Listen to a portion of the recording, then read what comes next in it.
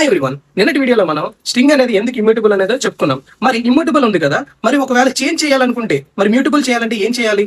సబర్ గురు అది తెలియాలంటే ఈ వీడియో చూసేసాయండి. ఫర్ ఎగ్జాంపుల్ ఇక్కడ చూడండి, string builder SB1 equals to new string builder of hello.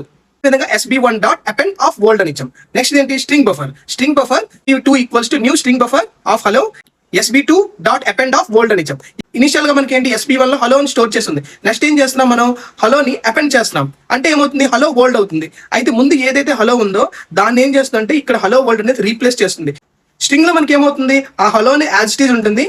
ఏదైతే కొత్తగా క్రియేట్ అవుతుందో పాయింట్ అవుట్ అయిందని హలో వరల్డ్ పాయింట్ అవుట్ చేస్తుంది. కానీ ఇక్కడ ఏం చేస్తుందంటే ఆల్రెడీ ఉన్న హలో ఉన్న దాన్ని రీప్లేస్ చేస్తుంది. అదే డిఫరెన్స్ ఇక్కడ. ఏం చెప్పావురా?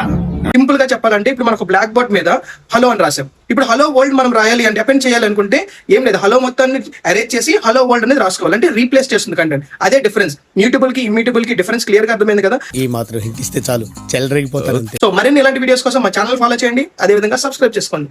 Thank you guys.